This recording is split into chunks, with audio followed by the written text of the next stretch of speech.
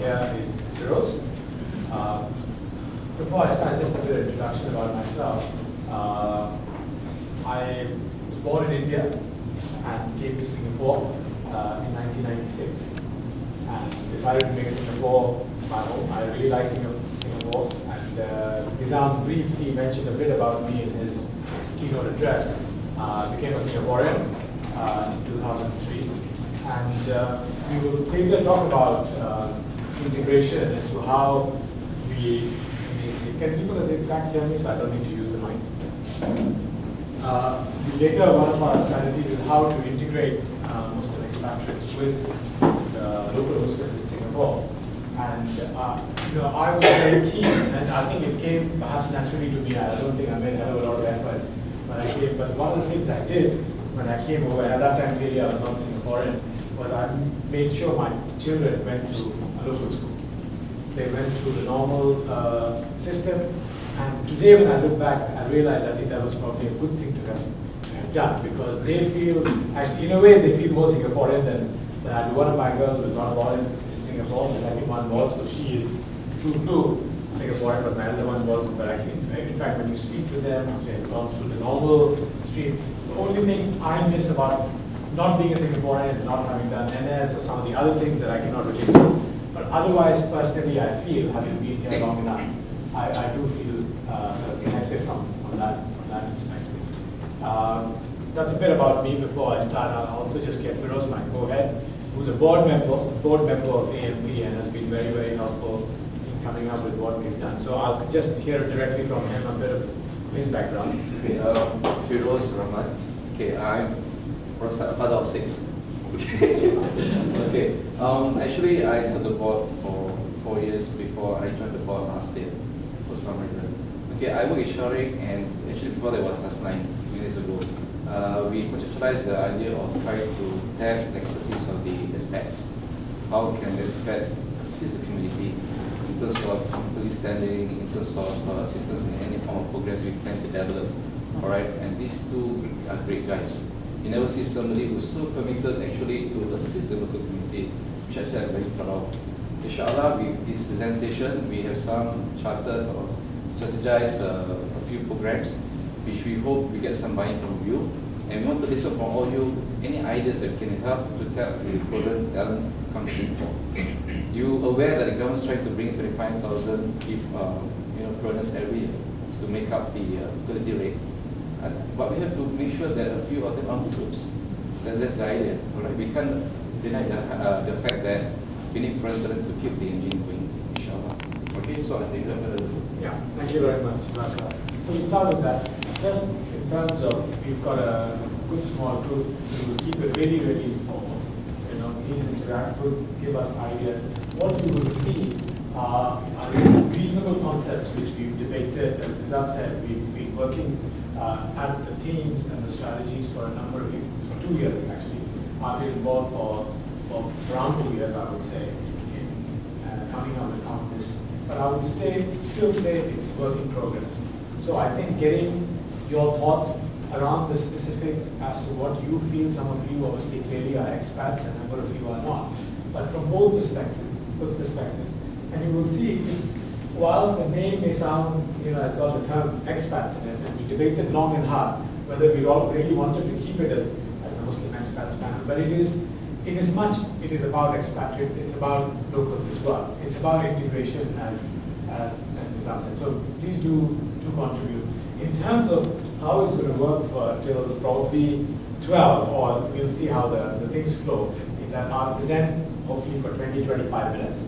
And after that, we can start sort of discussing, have your questions, receive your comments, and please contribute in terms of what you think or the things that you hear, you think they can be done in a different way, in a better way, or things like the way Nizam put it, we may have missed out some stuff, the blind spots, right? So if there are other things that we could potentially add, it really is work in progress. We have got a number of my panel members people who really contributed are in this discussion at the moment. If you look at the agenda for today, apart from a session where all the panels will go up and summarize the discussions we are having in each of our panels. We are also later in the afternoon launching the next portal. So I've got two gentlemen over there, Ijaz and Umar, who have been instrumental in developing the portal, and we've actually done the portal itself. It's got things inside. I don't want to steal their thunder because I think I'll get them to just go up on stage at that time and present so you can see for yourself. In fact, the site is already there. It's been launched, it's got live information, and what we intend to do, which I'll talk about a bit later, populate that and have more information. So with that, let me just start. So effectively, the top bit is the ANP scheme for this convention, which is strengthening our community's architecture. In terms of our strategy, as this was laid out by Nizam in his presentation as well, is harnessing foreign Muslim talent and Singaporean Muslims overseas as a new engine of growth for a more dynamic community.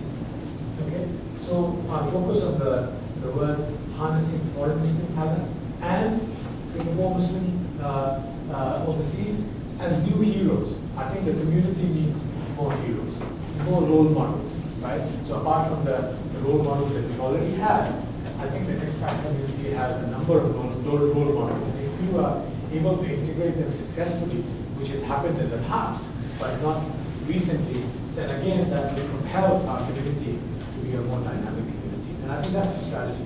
We've got 4 recommendations, and I'll discuss those 4 recommendations in detail later. Enlarging, so how do we enlarge the Muslim community with foreign Muslim talent? Integrated Muslim expats, so I think that's equally important. So it's not just about increasing the people at large. Developing an external wing, and lastly, clearing up these, which Nizam mentioned as well. One of the broad thrusts of this convention in terms of all the 18 odd recommendations that we've got is research. I think given the dynamics that we have, we need to research and shape our strategies. So there will be more strategies, more recommendations and strategies coming up after we done. So I'll talk about each of the recommendations, but this is just a big picture of what sort of Next intends to do henceforth.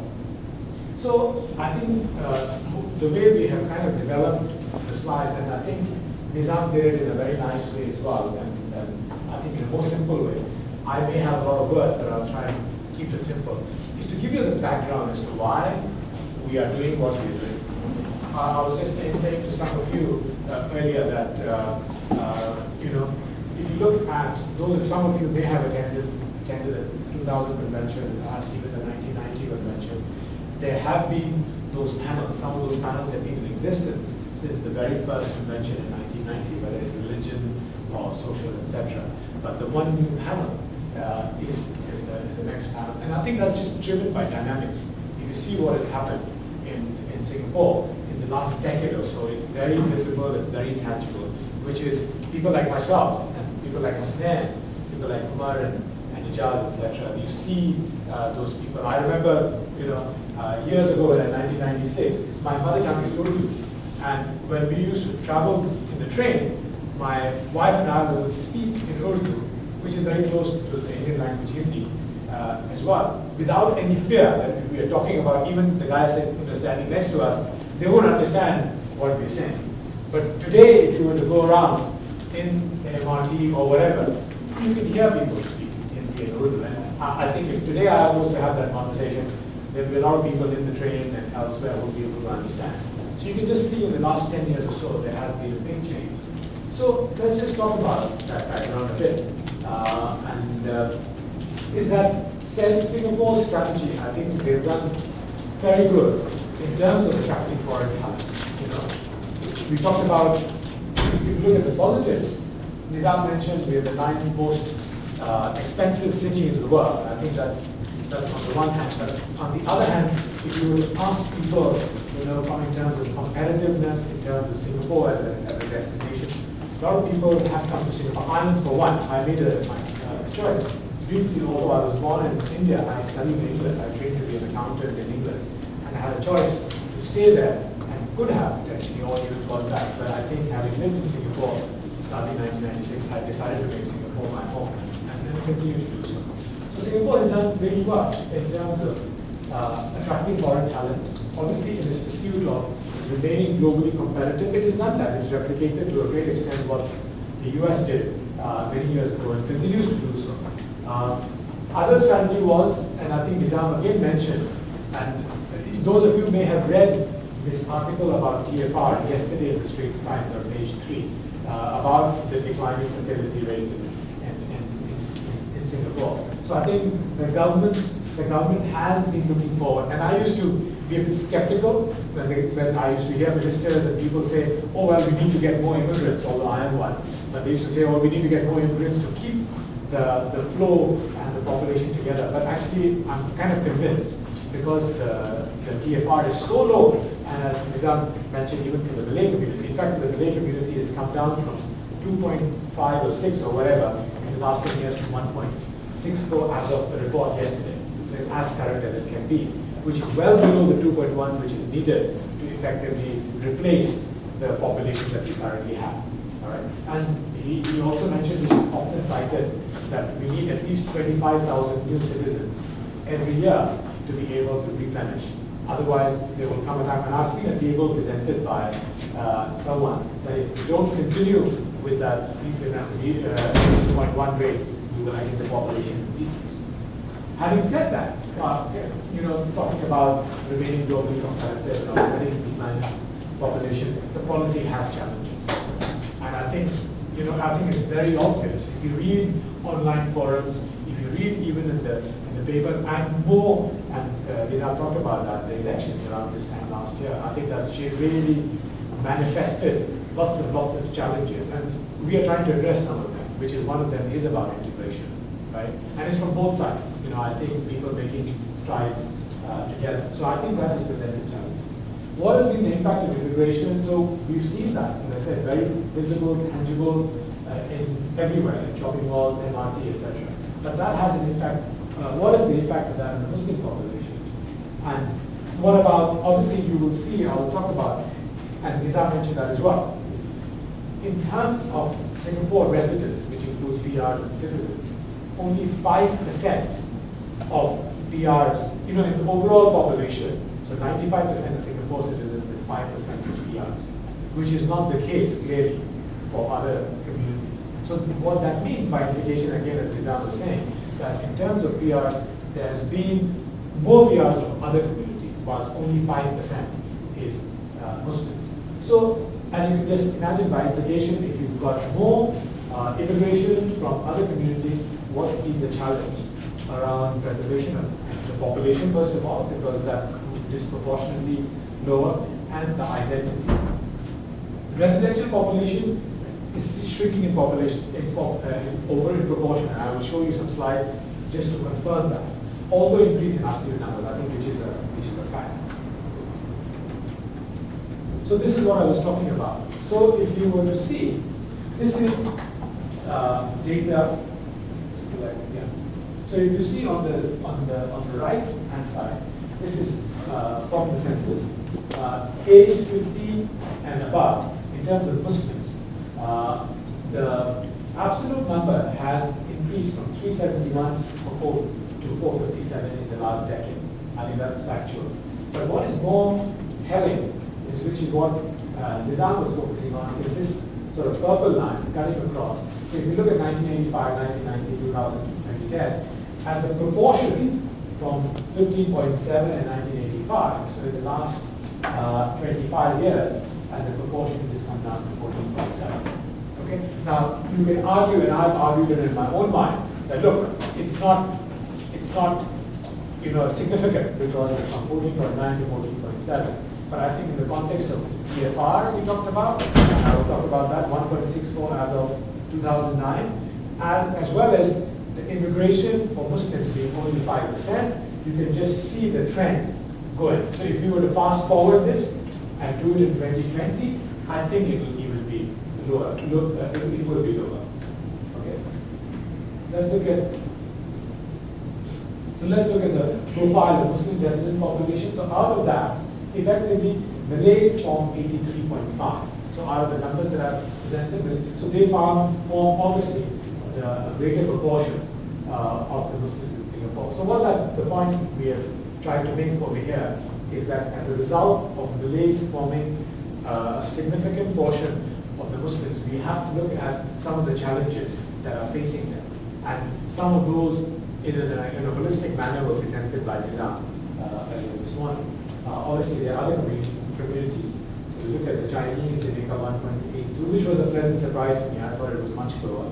But they do make up 2% of the overall population. Indians, people like myself, 12.6, and others, 2%. Okay.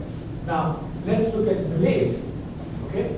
Now, I think I talked about PR. That's a real challenge. So if you were to further dissect the 5% PRs who are Muslims, I think Malays would be even lower, right? So I think in terms of so again, combine the two. Fewer PRs who are Malays coming from the region, whether it's Indonesia or Malaysia, etc., and the declining fertility rate that I talked about.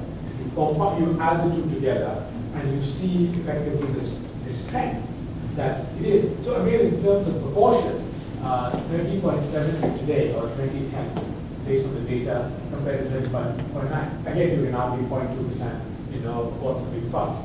But if you see from here the trend, again, absolute numbers rising, but if you see the trend, 14.3 down to 30.7, and potentially trending even more beyond that. And this is just the increase in absolute sort of percentage. So this is the TFR, fertility rate, discussion we've been having. So the top line effectively is what I said 2.1 is what is needed to be able to maintain the population. And the misconception, even when it's is that Malays generally tend to have more and more children. Firoz now he's really an exception. He's got 6. That was the real previous generation. I'm not going to take a poll over here and ask you how many kids you have, but I think the information is in the stats. So you see, which was, as I said, confirmed in this Space Science article yesterday, 1.65 as of 2010 for Malays. Agreed that the Indian community is 1.13 and the Chinese is 1.1 or 1.02. But what is really, really telling is the way this is followed. So Singaporean Malays are kind of following the same as the other communities are.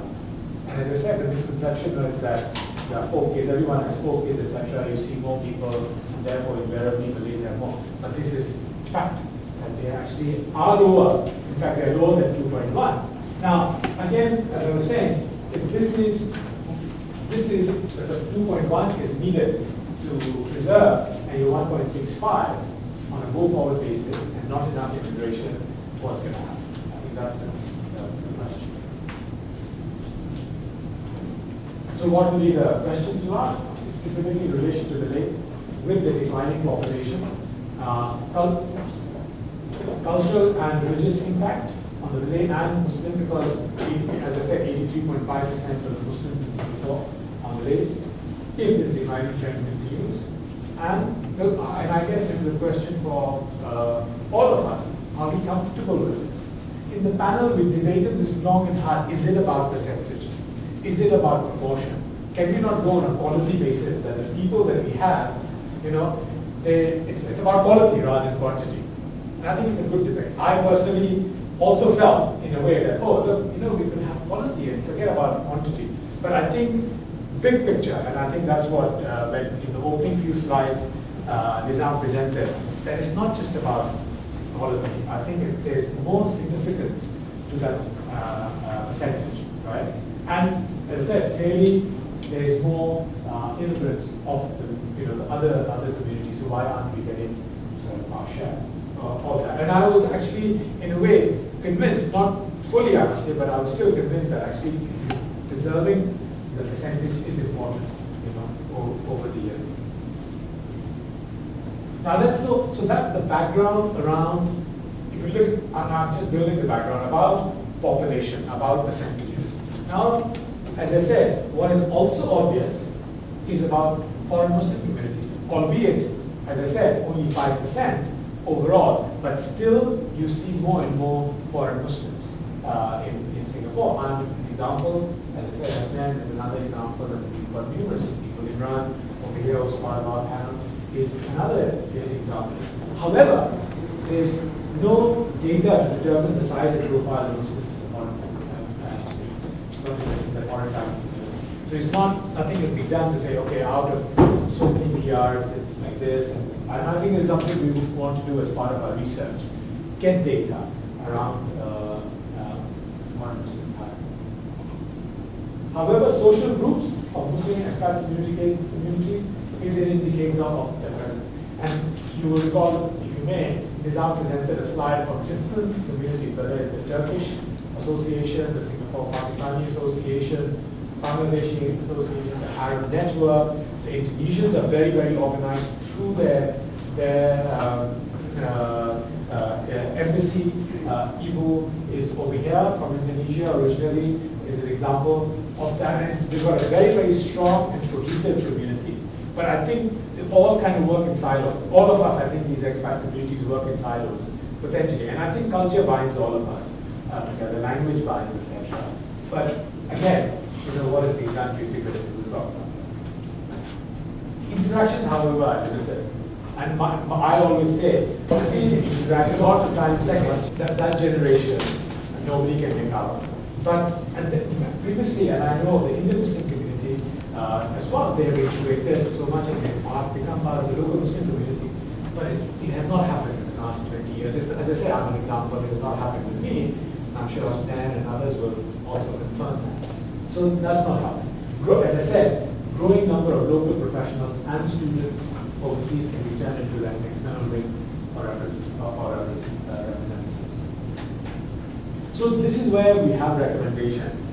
I'll go through each one of them. We've got 4 recommendations, and within the recommendations, we've got other thoughts. And later on, it would be helpful when we have the Q&A and your comments and things like that. We can hear from you what you think about the recommendations, etc. Some of the outreach and other things that we want to do. And as I said, provide other recommendations potentially which we put forward to do what we're trying to do. Make it into one dynamic community. And I think that is really the objective. So effectively, we do what we do in the mosque, where we're very nice to each other, shake hands, and then get out of the mosque and continue to collaborate with ultimately the aim of having a very, very dynamic community. That is really the objective. And I think if we can do that, as with the also, if you were to look at the strategy, the recommendations we're proposing for next, and put it together with everything that all the other panels are doing. And I think I can tell you, they're doing some very, very exciting stuff. So the education, as we all believe passionately, is so important. So the education panel of our graduates in one family, etc. When you put all of that together, the concoction is going to be very, very powerful. Right? So at the moment, we're just looking at one part, but I think when we come together, it can be very, very powerful.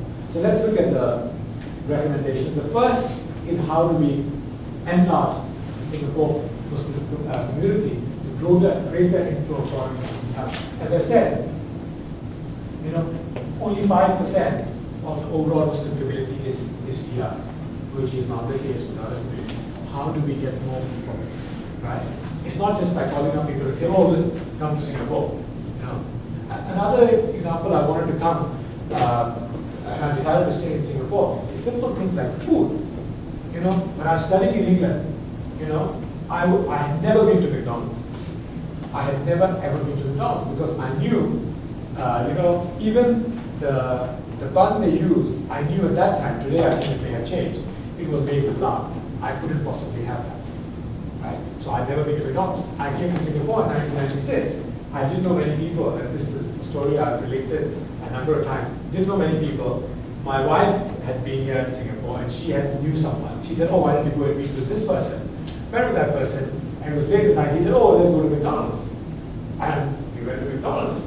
And he said, what do you want to have? I said, no, I'm not going to have. Although I was hungry, I hadn't had my dinner. I decided not to have a burger. But he went in, chomped, and he had this, juicy burger. And obviously, I didn't think very highly of him after that. I thought, gosh, he's having this burger. So I called him my wife, who was not present. I said, oh, you introduced me to this person. He was, chomping away on a burger. And she said, okay, maybe, And later on I realized that all McDonald's in Singapore are halal, right?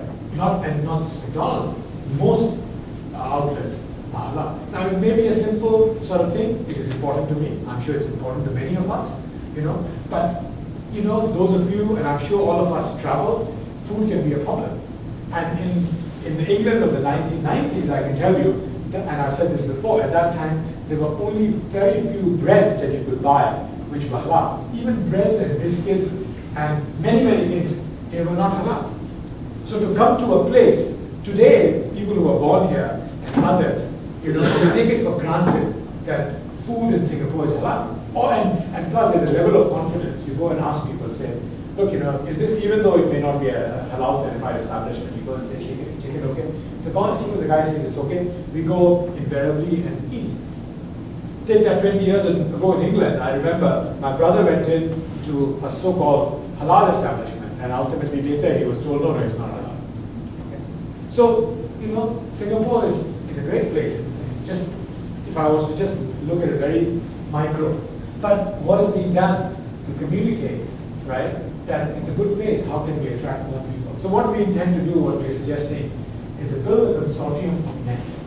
And what that means, and it's a bit of a mouthful when it comes to the term, is that we have seen many associations in Singapore. I mentioned many of them, the Pakistani Association, the Bangladeshi Association. You'd be surprised how many members the Bangladeshi Association has. The Arab Network, which is very active, the Indonesians, the Turkish cultural sector, who've been around quite a lot, and we will talk about that a bit more later on when the portal is presented, and numerous others. And the idea is to get them to become part of NEXT so that they can identify with our mission with a view that they can spread the word. They know, their community knows that, look, Singapore is a good place. They can spread the word, and more people can come to Singapore. I just named only a few associations. As I go in this journey and speak to people, I realize there are many, many associations. This morning, somebody came up to me and said, look, one of the board members came up to me and said, look, he received an email from Geneva about a Pakistani Muslim who wants to set up something similar to what we are doing over here, so that the community over there would be coordinated, and they want to be part of that. So again, it's building those networks, or what we call a network of networks, for us to be able to connect with people locally, because locally, as I said, it's not international, and overseas, so that more people can come to Singapore. The other thing which we're talking about is setting up a government-supported NEXT scholarship fund. So I don't know whether you are familiar with the ASEAN Scholarship Fund. It is along those lines that we want to set up. And I think we are engaging the government in discussions around getting funding. So the way it's going to happen is that we will raise some funds, and we will request and engage the government to actually match the funds. And ultimately what that would mean is that you can get good people. So this will address, the quality point that I was making earlier, have more people. First, from the region, because it's easier, although it's hard as well, to encourage people to come to the region, but good bright people to come. I look at my firm the way I work in. My current CEO is from Malaysia, the previous CEO was from Malaysia, and numerous other people who are high-ranking came on scholarships. So my previous CEO came on that ASEAN scholarship, decided to stay in Singapore and became the CEO of the firm. Now, if we can do that, you can challenge and you can critique this point and say, how many people are you going to attract?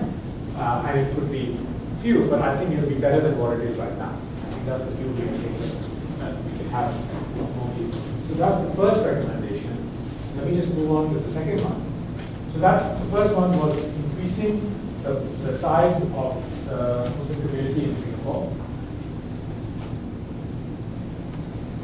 Second one is to integrate. So how do we integrate the Muslim community, the Muslim expats, into the fabric of Singapore society? And I think it's a national thing as well. Apart from integrating those expats into the Muslim community, I believe as a Singaporean, that I think it's equally important for those expats to be integrated into the larger Singapore community.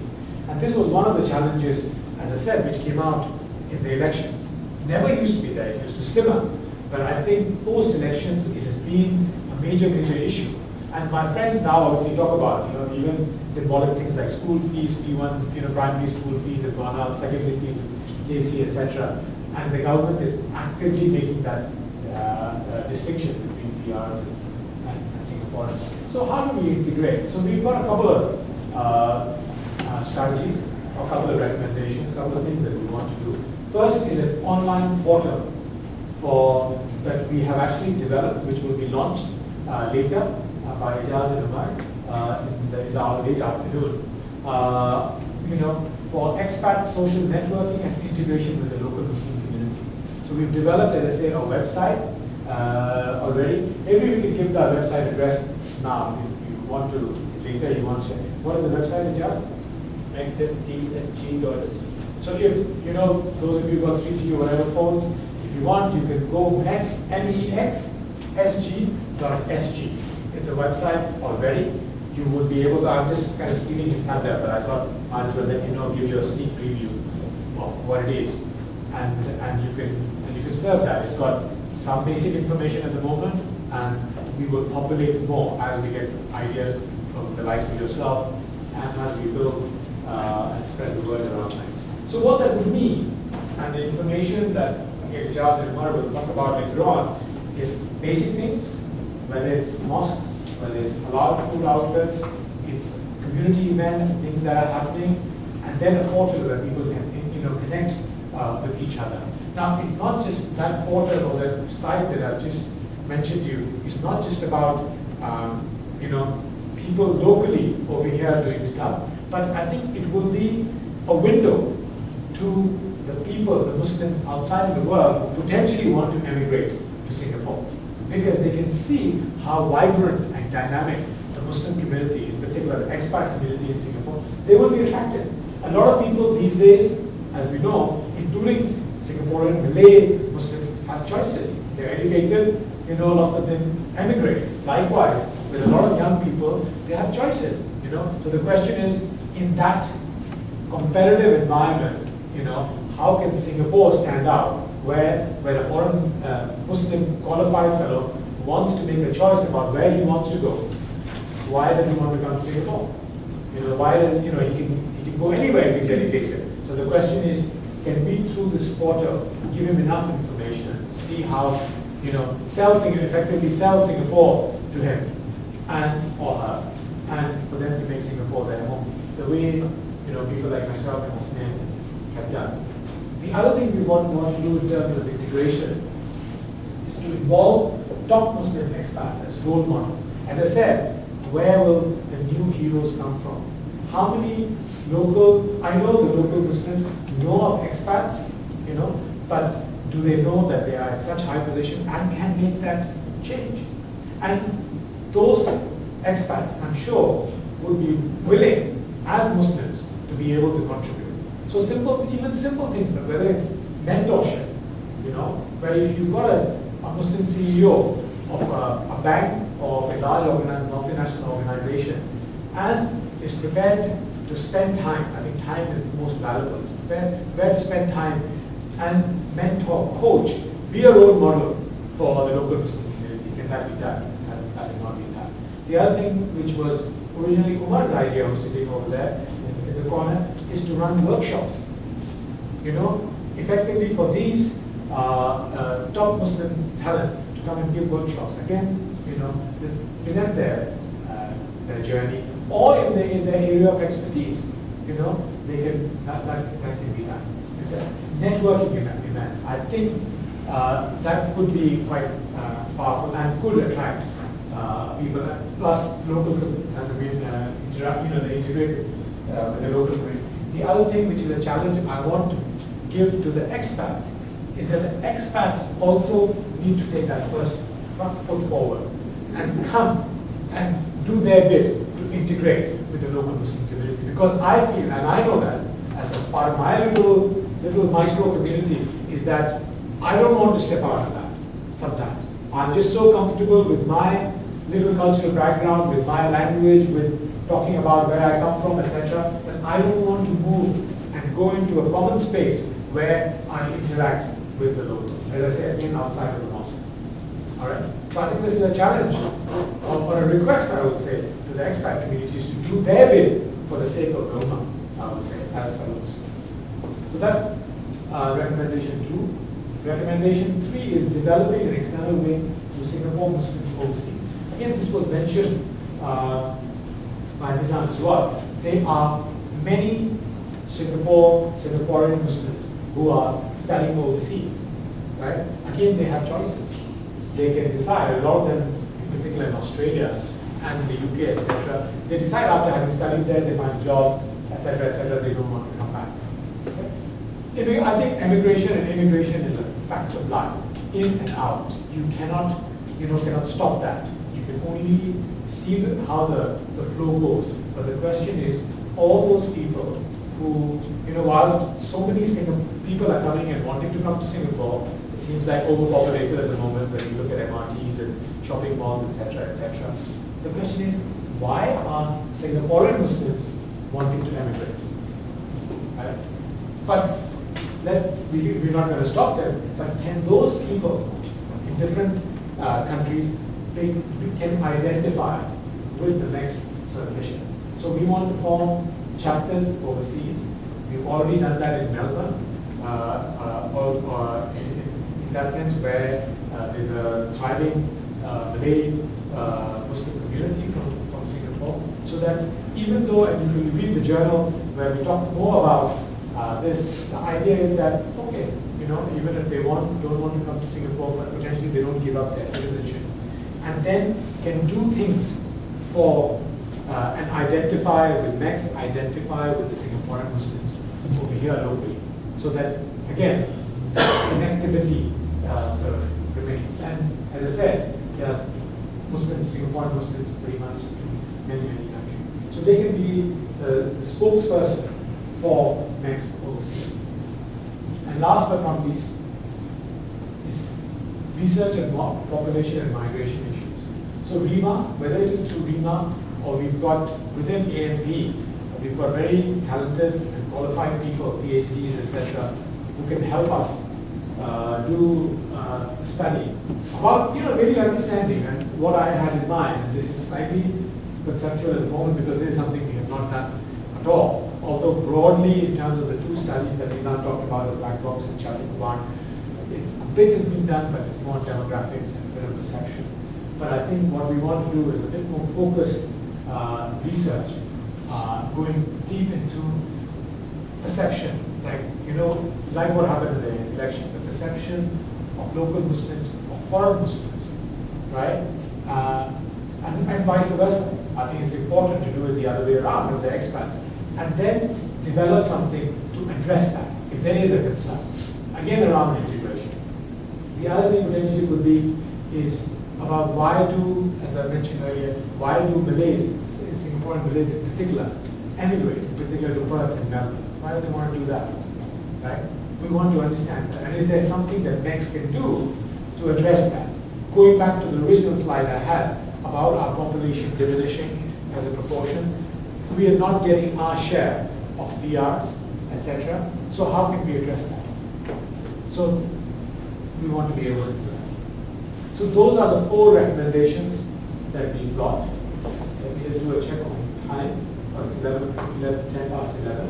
So, well, we've got a fair amount of time to take your comments and questions, whichever way.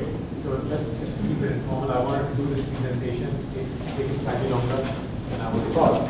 But let me pause here and get your feedback. First of all, maybe what do you think of the recommendations? We've got 4 of them. I want to introduce myself first. My name is Yai Samsi. I'm a Singaporean. I'm a Malay Singaporean. Well, I'm here because the title sits on the expat, and I'm actually an expat also here, fortunately or unfortunately, in Singapore. I've been staying in Europe for a long time, over 31 years in fact. I've been, experiencing different cultures, I mean, like many of you here. I mean, I've seen faces, all probably like myself, that most of you are from outside coming to Singapore. But I was staying in Singapore, did my national service. I still have my passport, my identity card. I went out, I come back again. But not for this reason, but something else.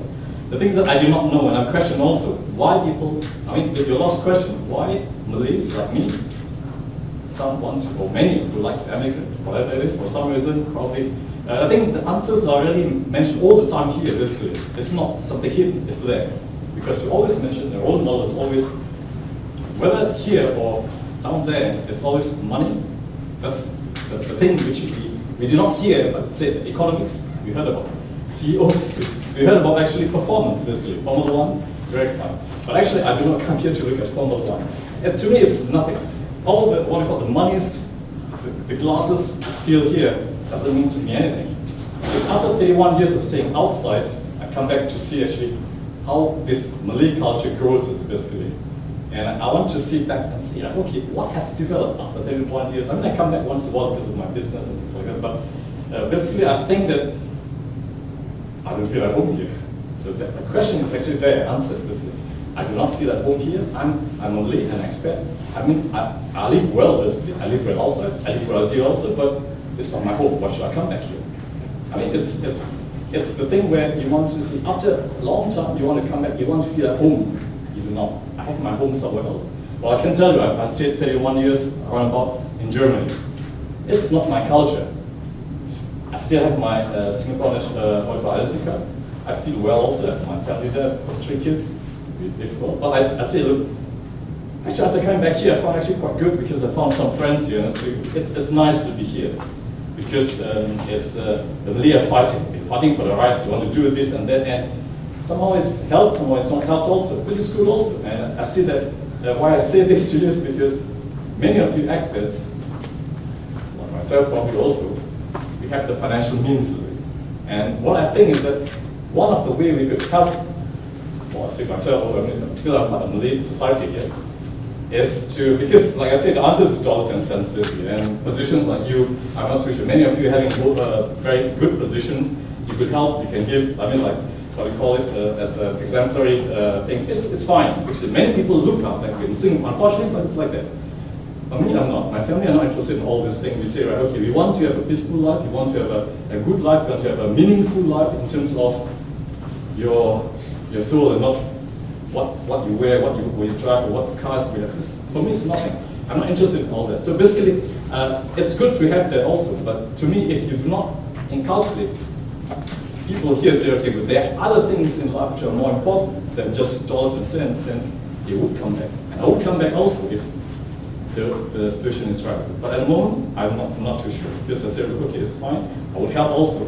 And I think good also you mentioned about the last point, but because I found that it's nice to just give me a moment and sit something.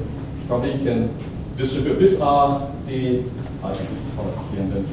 because it's mentioned also in one of the, this is the thing from SMSO, which is mentioned in your book here.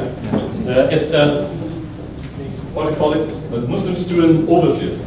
I'm not involved in that. I just met somebody here and said, look, they are fighting very hard. They don't have the finance to support it. It's part of Max also. So if you or we could assist them, I think it's very good. I would like to help in my own ways. But coming back to the thing is that if you want to find people, or at least I'm not too sure, because many of you coming here because of the economics are good. You can make your money, you can make life is good here, and your way, your belief, your whatever it is, it fits very well. You don't have to worry about food. You can go and McDonald's, eat whatever it is. But these are just the things. But deep in you, you want something else. Or at least I think many Singaporeans want something else. They find it's in the world they cannot develop. And they're like many of the things you talk only about. What the culture, the Malay culture is missing. So basically, if I can find my culture here, I will live again, basically. So that's. Thank you very much for your time. No, not at all. Thank you. So it's effectively, if I want to summarize, you're saying you've been away, you do want to come back, but it still doesn't attract you that much because that's something that is it's missing. Exactly. It's missing. You cannot. the house is missing a soul, and you cannot. I won't go back if I do not. So where do you? So let me ask you this: where do you feel more comfortable? Is it Germany or I is feel it at home with my family in Germany. in Germany? Exactly. Why is Because that? why is that? Because Yeah. that's What love. makes you feel that that is home, where you are? When you feel at ease, you can think about culture, the politics, you can talk about everything, you can see your kids developing, you can nurture your kids to develop. That's what I feel like. When we discuss, we talk about everything in the world, and so that's what I feel. Freedom. I'm an expatriate in Dubai, so I'm here for many reasons. I don't know maybe some of you have known me through all these notes and emails. Yes, I know you. Yeah, okay. Thank you very much. You call me Aaron. Okay, let's make a comparison between your experience and mine. Then we can, Well, elaborate, that's you can see the difference. I stayed in Singapore, I served in the NS, all right. I got children in Singapore, educated here, and whether some of them, went to tertiary education, some just contented being a, diploma holder. So they are working, and I should say they are somewhat secure here. Now, I went to Dubai all basically because of the attraction of the salary. When I lived there, I liked the place very much. It's better than Singapore anytime. But the thing is, I come back to Singapore because this is where I was born, this is where I was brought up, this is my children are, they are grown up actually. It's home. So it is different. I feel home. I have friends, within my loops are all my friends. We were all contemporaries, we were together in the varsity, and we keep in touch with each other, and we have our own dreams and aspirations. We are back. We are here again. I will come back to Singapore every 2-3 months because I'm working with the airlines. It's easy for me to come back here. Okay. Then it's a different experience entirely. Okay. If to you maybe culture is not there and all those things, to me it's there. Very vibrant. Our community, despite those constraints, we are making some progress. Okay. Definitely those progress is definitely, I can say that it is definitely insufficient, okay? And we have more rooms to improve. It's all basically linked to government policies, all right? So that's the difference between him and me, all right? So he cannot represent the expatriates overseas, okay, who are actually Muslims from Singapore, all right? And from my experience, there are a lot of expatriates that I've met overseas, whether in Dubai, whether in Australia. They go there for economic reasons, all right? Getting jobs. And once they have a family over there, they got stuck. All right? My brother married an Australian girl, and they got stuck because the family is there, they went to schools there, and it's not easy for them to, return back. He returned back to Singapore with his family and tried to, set up living here. It's very different. Okay. I have something else to say, but let's move forward from, this. I think those are two different perspectives, in terms of your experience. Can I just add something? It was something which, I guess I was initially involved with. First of all, I want to compliment all of you. I think you've done a tremendous job. Thank you. Guys moving forward a lot, from something that was just seminal to, mashallah, you have a great guy done an amazing job.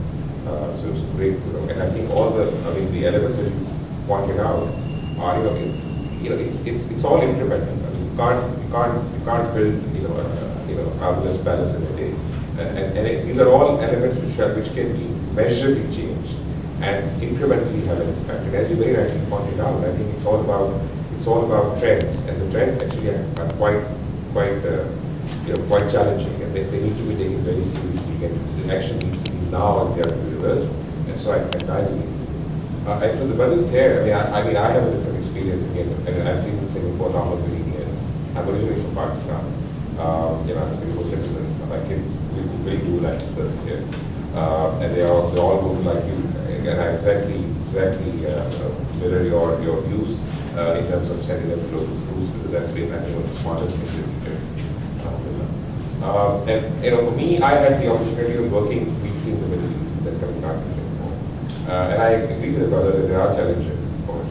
But I think my son, actually, he's 15 years old, and he now goes to France. He encapsulated the difference between, a let's say, non-localized Singaporean, or perhaps a common framework or a platform where they can contribute. That's one thing. And second thing is in terms of integration. I think, again, it's in general, I would say most expatriates are not looking for, let's say, material help, perhaps, for lack of a better word, from the government or from any community to perhaps provide them with any material in terms of money or monetary help or assistance, because they've come here pretty much on their own and they've set up, established. But I think on the cultural front, yes, or social front, definitely they're looking for help, which I don't think that there is any platform or any mechanism for reaching out to them. And I think also people are, being outsiders coming in, there's always a natural, difficulty for people to break into a social group, because a social group, by definition, is a group which has been well established, right? So if you were to ask a typical, Indian or a Pakistani Muslim expat as to, what is their preference would be to be integrated, or clearly rather than not be integrated. But it's not that easy, right? You have these so-called Pakistani or Indian or whatever enclaves, the Bangladeshi enclaves, which are definitely formed. I would not say enclaves in terms of where they live, but in terms of how they interact, or where they interact. Some of it, of course, is cultural, and which there will always be. You can never take that away, right? Because it's language, it's common food, it's all that, which will always stay. But other than that, there's also an element of the existing community being welcoming, or making an effort to actually open up and let these people in. That is a struggle. To be honest. That is a struggle. So I don't know if this is the right format or right place to address that. But that is definitely But what could be done? I guess nothing overt has been Sorry, done. you open the very first slide. I'll show them something here. The very first one. Right at the start. No, the right front, the introduction. The Max logo with the AMP logo. Right. I want you to take a look at the tagline that we actually developed. Forging ties, nursing diversity. Right? We know that there are enclaves, no doubt. No one can deny that. But it's our attempt. Alright? In the spirit of Ummah. If you read in the journal, it was quite a lot of emphasis on what Faiz mentioned. I know you come from a different cultural, different background, but one of the spirit of Islam. And we are doing that. So right now it's for us to start the platforms, organize events together, mingle, networking. So it's really up to us to make it happen. At the end, it's really up to us to make it happen. So inshallah, I think... I also had another perspective, which I thought, which I'm sure Osnaim will share as well, is that at my level, at my generation, it may be a challenge, of that integration. But when I look at my 17-year-old who's in JC1, I realized that she's very well integrated. Her friends, whenever we hold events in our house, her friends, it's all kinds. I don't think she's really Singaporean. Culturally, I think she is culturally blind, I think. In fact, to our events, some of the things that we do, she doesn't want to go. She said, oh, what am I going to talk about? Who am I going to meet, etc. But with her own friends, maybe I think it's a current thinking of kids of that age. They are very comfortable with their school friends, and I think to a great extent they are culturally blind in terms of, or race blind in terms of who they interact with. At least that's what I see for somebody who's kind of gone through the normal sort of. So I think I remember reading a lot about this, but I think it was also mentioned that it is also the next generation. I think it's very difficult to change a leopard's spots. Very, very difficult. I think whatever I did for the first 20 whatever years of my time, it'll be very difficult. Food, whatever. But we cook, I can tell you at home, we try and cook my own Indian Muslim food. My kids are so comfortable with eating something else. Really, or even things like my elder daughter introduced me to sushi. I had never tried sushi. I can still struggle. She's so comfortable. In fact, whenever I'm traveling, the mother and the girls, they just enjoy going out and having sushi. And then they tell me later on, oh, when you were not around, we went and had sushi. So to me, I think, I feel the problem, I agree with you, but the issue with that is that by the time the leadership or passes to that generation, it will already be too late. Too late, I agree. Because the trends are now. Yeah. So whatever actions we take now, this generation is going to determine what happens to to the Muslim community in this. And I think the fact is that all of us feel for the Ummah, otherwise they would be here. Right. So clearly that's there. But, and also, I mean, one of the experiences that I had, I mean, you mentioned about, mentorship talks and, and encouraging people. So that's always at the back of one's mind. You want to help people, to get ahead. Maybe I could also share a bit about AMP, how we have evolved. You look at the logo, the third convention. 10 years ago, we put as the convention for the Malay Muslim. This time you didn't see the word Malay. Actually it's a comment made by Far East, one of the retreats about unifying views. But like it or not, the government concept and policies is always CMIO. You can't wait for them. It's Chinese, Malay, Indian and others. Their policies all structured around that sense. You can't avoid that. And majority of the issues, like it or not, are the Malays. Not the expats families, not the Indian Muslims, Malays. So we are evolving also. In fact, I think Azmo spoke to you about finding some non-Malays to sit in the board. Right? We want to show, not to show, just to tell that it's a Muslim professional, not just Malays. It's like that. So we are evolving. And we see that some of the panel heads are actually not Malays. Right? Like for example, you have Shariq. This is all done on a deliberate basis, just to slowly dilute the sense that AMP is just for the Malays. Right? You take it off Far East comment on the retreat, and this is how we evolve actually. So that you know. Yes. Let me come back. Sure. What initially I wanted to talk about, actually. I was distracted slightly. And let's go back to how to attract them, these Muslim professionals from abroad. Okay, this consortium of portals is consortium of network. This is fantastic. Definitely. I mean, you have that capability, you have that contacts and network, so you can expand this. This has to be expanded rigorously. What I mean is that you have to start and getting very active about it. Otherwise, you won't achieve what you're trying to do. Now, my experience in the Gulf states, now the problem of attracting Muslim professionals is also a problem in the Gulf states because there's a short of supply, for many reasons. Number one is that all this, some of the states, some of these countries turn into fundamentalism, all right, change in politics, okay, and countries like, let's say, Iran, who supply a lot of doctors and engineers before, has actually now stopped the supply, all basically because they are no longer the kind of talent that we are looking for. They are more reserved on other things. I mean, many political, maybe religious, maybe being a Shia countries, different ideas to develop. I don't know. Okay, but we short of this now. Then the other thing is that we also, in Singapore, we lose them to countries like the Middle East and also the Gulf states. That small pool actually has been absorbed by this region. So we are left with almost nothing. Now, how to attract these people? It's very difficult. Definitely networking, one of them. We can try, we can always try. But what are the constraints? The constraint is this. The government policy, all right? We know from the beginning that the government has got this policy is trying to balance, the racial demographic composition.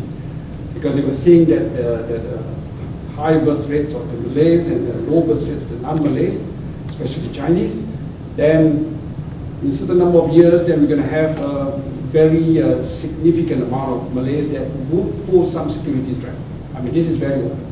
Then they want to balance it. Okay, that's done. Nobody opposed that ideas. That can be done, of course. Because we have fallen the rates on the Chinese. But now, it seems like bringing immigrants, it has, tilt the balance the other way now. Now, looking at LKY's speech, he never hid the idea that he wants to bring in more Chinese, okay, to actually contain the Malay population. If better, bring it down. Basically because the defense of the country next time, when we have national surveys, fill up with Malays, they're going to be a problem because we have Malay neighbors, we have, Muslim neighbors and all sorts. Security reasons. Now, because of that ideas, we have more Chinese now being brought to Singapore. Okay, I mean, of course, they have to bring in more Indians to make sure that they can prove to the people that see. But no matter how many Indians come, it is still insignificant as far as the general demographic composition of Singapore is concerned. So we have this constraint. Now, I was told that you met the Deputy Prime Minister, you also met Chang, and you discussed about these things. And it seems like Rohaizan, sorry, your name I keep on Raihan, was mentioning just now. Sorry, my mind is a bit, I didn't have enough sleep. I just flew in yesterday. No worries. It cut off suddenly. Okay, what I'm trying to say is this, that, From the region. the government has made every effort to bring in, okay, the non-Malays, especially Chinese to Singapore. But the kind of effort they made to bring in the Muslims, I don't know whether it's there or not, maybe it's not there, but the effort is not there, I'm not too sure. So we are working against the tide. I don't know how successful we're going to be. If we can maintain our composition, Muslim, okay, or Malay Muslim, whichever, is good enough. But it looks like we're going to decline. No matter how we're going to decline, the birth rate is going to decline definitely. All right, we don't have to use statistics to support. Okay, looking at it, the situation right now is going to decline. So the thing is, how do we now actually, rather than saying, we try to bring in more Malay Muslims or Muslims, is how to maintain actually the present representation. We can't, we are falling. So this constraint, how do we actually remove this constraint? How do we encourage the government to start thinking? It's not a good idea to do this, and we want to be assimilated, we want to be part of the defense of the country, we want to be part of the community, we want to be integrated. But yet you have this constraint, and we have race-based policies here and there. So I mean, like Indonesia, I was told that there's so many of them, but my question is, how come they are not coming? Definitely they want to come. Malaysians forget it, They have more privilege there. But Indonesians, like you said that, the earning power here is much better. Yeah, sure. Why are they not coming? Of course they want to come, but the thing is that, how do we welcome them? You can bring into them, they have to find a job here. There must be a networking, to get these people employed here before they can even be, assimilated to the country. Yeah, I guess that's, we need to find out, and we were intending to do it before the convention, to really find out from the government as to what they have done and why is it that they are unsuccessful.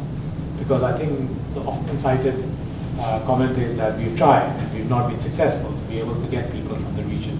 I think we want to, after post-convention, we want to understand that and then take appropriate steps in terms of that. Why is it that... No, I believe the policy is, discussed this now by gentlemen.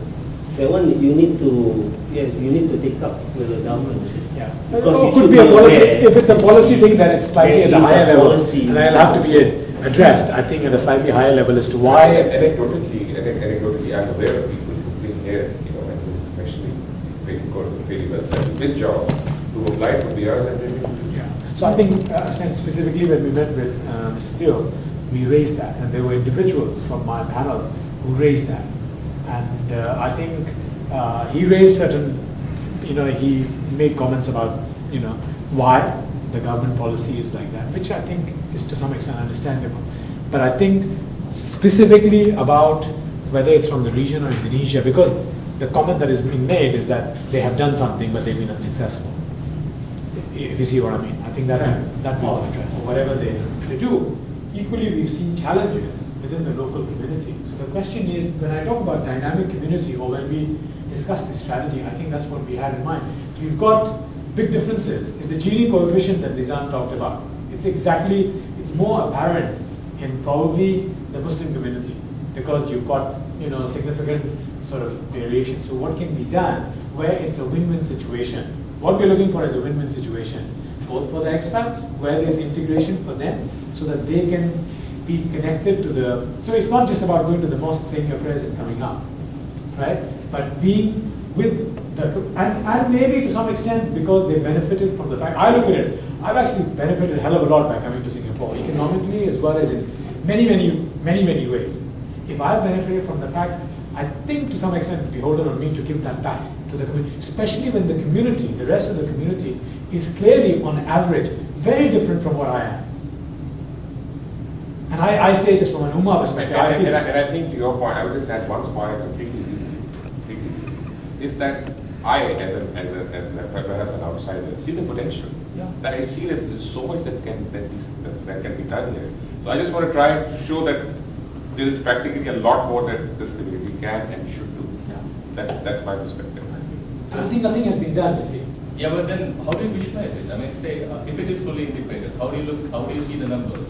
What do you expect to see? I mean, like, okay, LKW, I read that he had this option, like looking at number of inter-religious marriages, which I don't think is a yardstick to measure integration. So people have different thoughts about integration.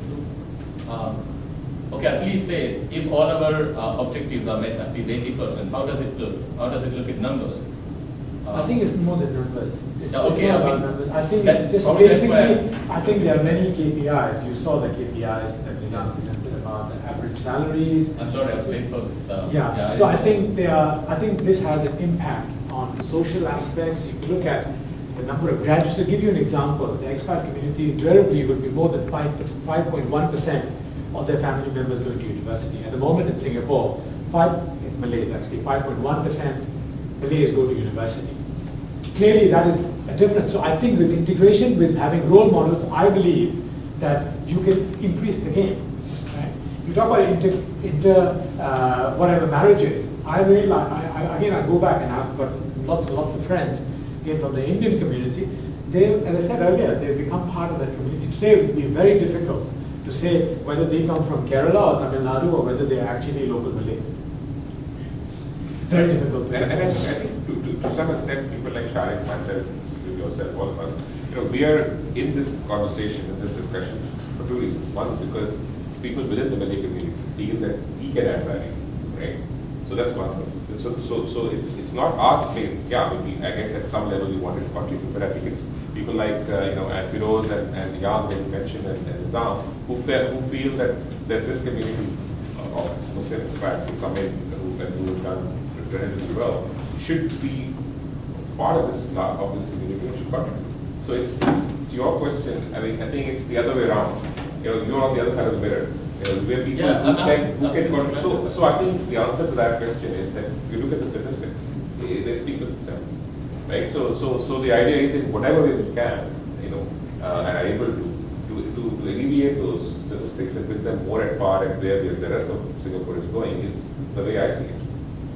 So that's right. I mean, I think for that, education, all those things are very important, and I think that you also mentioned that. But are you concerned about what specifically will be done to integrate? Maybe the ways, yeah. I mean, maybe more workshops, all those things. Yeah, I think there could be that. I think it's the process. I think we can develop the process, but the outcome of that strategy or recommendation about integration is to address all the concerns. So my question is, are we more comfortable with creating more Tawfiq Batidas and Hadi Mirzas, or having enough number of people who are CEOs of DBS Bank and United Overseas Bank? What are we?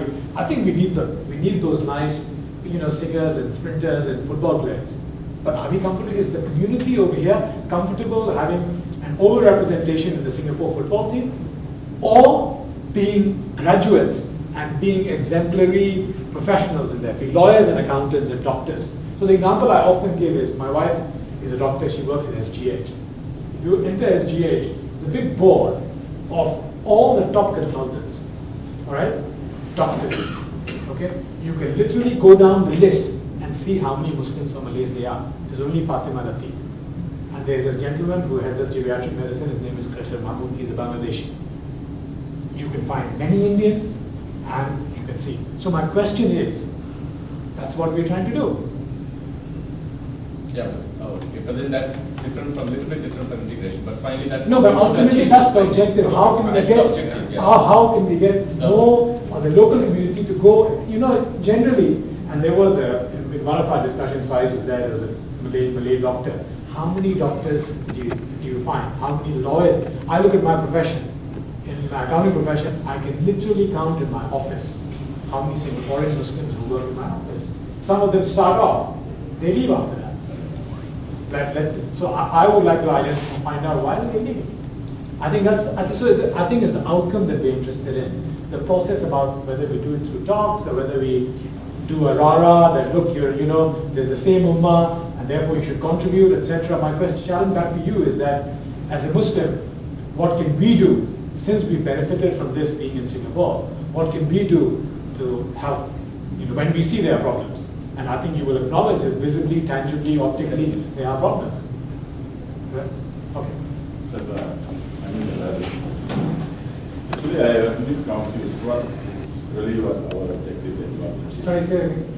I'm a little bit confused. Okay. What really objective that we want to achieve? In one hand, we are talking about aligning the Muslim community professional creation. On the other hand, the Muslim community, the Singapore students migrating, which most of them is professional migrating. So why? The question is why this thing happened. So are we talking about the numbers? Are we talking about the professional talent to be in Singapore? What is really our objective? We are talking about talent in Singapore. Then we have to recall back that Malay Muslim actually is a majority as a Singaporean. And today, demographic day of that, we are a minority. To me, as a Malay citizen of Singapore, I still consider I am a majority in Singapore, although the number is small. So I agree with our first participant for the latest sentiments that we have. It's a hope, but there is also why. And I also agree with speakers with my hand that's not that. Although that Faris had that sentiment, why always talk about ANP is a Muslim professional, and yet people understand as a Malay professional, it's not Muslim professional. And I agree the sentiment of that. When I interact with others, Indian Muslims, all that, they always felt that even Mu'is always goes about Malay Muslim. Because the majority in Singapore is Malay. At the end of the day, you talk about what culture that is, it has to go to the Malay Muslim because their comparison with Malay Muslim and Malay Chinese and Indian. We're talking about the talents over here. We always have a hindrance to train the Muslim talent because they want that the Muslim talent to be here to benefit the Singaporeans at large. But on written rules, there is no talent citizen, there is no talent PR that come here. Be a sweeper, cleaner, they don't even speak language of Singaporean have, but yet they are overwhelmed in Singapore. So are we talking about the numbers of population, or we are talking about talents? I'm confused here. Seriously. Okay. Let me try and address that. Seriously, I'm confused. Because Malay or Muslim over here in Singapore migrating to another country. There's a big why where you have to find out. And I think you have to bring the Muslim over here. Yeah, I think that's part of this. Yeah. Find out. I think that if you read our journal, if you read the details, that's what we say. We want to find out why people are emigrating. Okay, so I think we need. Maybe as an expatriate, maybe you share with us as a Singaporean how you perceive Malay or Muslim in Singapore before you came in here. Because most of my friends, expatriate, when we ask them that they like to work in Singapore because of economic measures. But to be a citizen, they will say no way, I won't change that. So they can be a this for economic reasons because of life. I think, but to answer that question as an expatriate, it works both ways. I think Singapore expects that as well. Right? I think to some extent it is a transactional relationship. Singapore also wants to gain from the skills of those expatriates. So it's not, just one way that an expat wants to come and doesn't want. But there are enough people. I think we've got enough people in this room who have made Singapore their home. Maybe So I I want think to share with you. I really grateful with when museum organized this talk, especially on this topic. Just to share with you how we go through our life.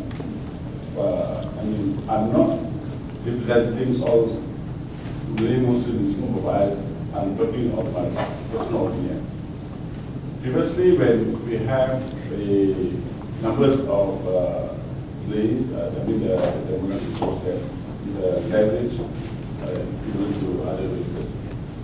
When it comes to national service, we always been like a second citizen. Okay? When they realize that, and it's kind of silent protest and a lot of noise, they start taking. When they start taking, they put another barriers. What is the barriers? It's language barriers. You have to speak Mandarin. When we overcome that, many Malay Muslims overcome that. They put as a meritocracy. When they talk about meritocracy, they talk about the honor of the company's liberty to choose. So actually, where actually we stand? Where actually we stand? I think we should identify the barriers that we are not being told. Like our sister said that a lot of unwritten rules not spoken. At the end of the day, we cannot deny that there is a Singapore student play a silent protest. I think this lady had a question. Sorry. Maybe for the last question. Yeah, I think for the last comment or question. Sorry, in the last. My question was somewhat different, but just listening to this particular discussion, it brings to mind the comment that the Malays who are doing well, talking to citizens, are sort of pulling away from the Malays who are not doing very well.